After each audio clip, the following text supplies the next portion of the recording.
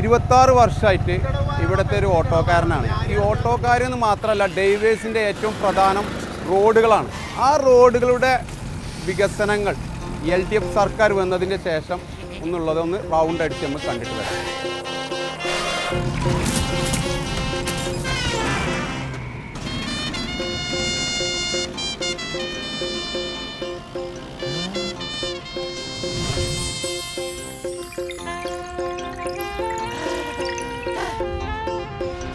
ഈ റോഡിന് തീരെ വീതിയില്ല. ഇവിടെ എപ്പോഴും ബ്ലോക്കിൻ്റെ ഒരു അവസ്ഥയായിരുന്നു. ഈ രണ്ട് സൈഡും സ്ഥലം എടുത്ത് അവിടെ റോഡ് വീതി കൂട്ടി. ഈ റോഡാണ് നമ്മളെ മലയോര ഹൈവേ റോഡ് പറയുന്നത്. LDF സർക്കാർ വന്നതിന് ശേഷം ഈ റോഡുകൾക്കൊക്കെ മാറ്റം വന്നു. ഈ മാറ്റം വന്നതിന് ശേഷം ഞങ്ങൾക്ക് വർക്ക്ഷോപ്പിൽ പൈസ കൊണ്ടുപോയി കൊടുക്കുന്ന പൈസ വളരെ കമ്മിയാണ്. ഇത് കരുളായി റോഡാണ്.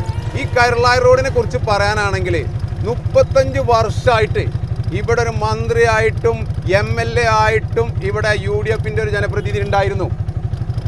ഈ റോഡിൻ്റെ അവസ്ഥ എന്ന് പറഞ്ഞു കഴിഞ്ഞാൽ ഇവിടുന്ന് കരുളായി എത്തണമെങ്കിൽ 1 മണിക്കൂർ 10 കിലോമീറ്റർ തയ്ച്ചില്ല. 9.5 കിലോമീറ്റർ ഉണ്ടാവും കഷ്ടി.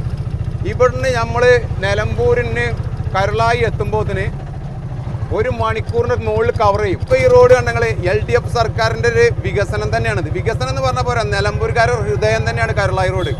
ഈ കരുളായി റോഡിലാണ് നെടുങ്കായം എന്ന് പറയുന്നത്. സഞ്ചാരികളുടെ ഞാൻ പറഞ്ഞല്ലോ, ഏറ്റവും കൂടുതൽ സഞ്ചാരികൾ വരുന്ന സ്ഥലമാണ് നെടുങ്കായം.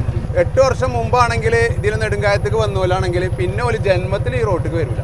പിന്നെ നെടുങ്കായം വേണ്ടിയല്ലേക്ക് നിലമ്പൂരും വേണ്ടിയല്ല, അത്രക്ക് അറാമേകാരം. ഇപ്പം അങ്ങനെയല്ല സ്ഥിതി. ഇപ്പം നേരെ മറിഞ്ഞു.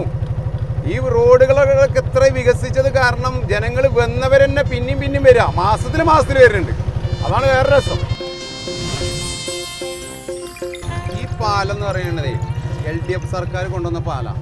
ഈ പാലത്തിൻ്റെ ഇവിടെ പഴയ പാലം ഉണ്ടായിരുന്നു. ഇതിൻ്റെ അവസ്ഥ എന്ന് പറഞ്ഞു കഴിഞ്ഞാൽ ഈ ഒന്ന് കലക്കം വെള്ളം വന്നാൽ മതി. എന്ന് വെച്ചാൽ ഒരു മഴ പെയ്ത് കഴിഞ്ഞാൽ ആ പാലം ഫുള്ള് മൂടും. നമുക്ക് അക്കരയ്ക്ക് പോകാൻ കഴിയില്ല. ഒരു വാഹനം നടന്നു പോകാനോ വാഹനത്തിനോ ഒന്നും പോകാൻ കഴിയില്ല. പിന്നെ അങ്ങനത്തെ ഒരു അവസ്ഥ വരികയാണെങ്കിൽ നമ്മൾ എന്ത് ചെയ്യും? കരുളായി വഴിക്കൂടെ നമ്മൾ തിരിച്ചു വരും. എത്രയോ കിലോമീറ്റർ ചുറ്റണം. 10-15 കിലോമീറ്റർ ചുറ്റിയിട്ട് വേണം നമുക്ക് തിരിച്ചു വരാം. അല്ലെങ്കിൽ ഈ പാലത്തിന് ഹൈറ്റ് വന്നു. മറ്റേ പാലം പറഞ്ഞാൽ പോയും പാലം ഏതാ തിരിച്ചറിയാത്ത അവസ്ഥയാണ്.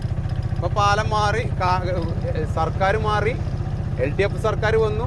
അതിൻ്റെ വികസനത്തിൻ്റെ ഒരു ഭാഗമാണിത്. അത്ര മനോഹരമായിട്ട് ഇപ്പം ഏത് മഴ വന്നാലും എത്ര വെള്ളം പൊങ്ങിയാലും ഈ പാലത്തിന് ഒരു കുഴപ്പമില്ല. നമുക്ക് സുഖസുന്ദരമായിട്ട് യാത്ര ചെയ്യാം.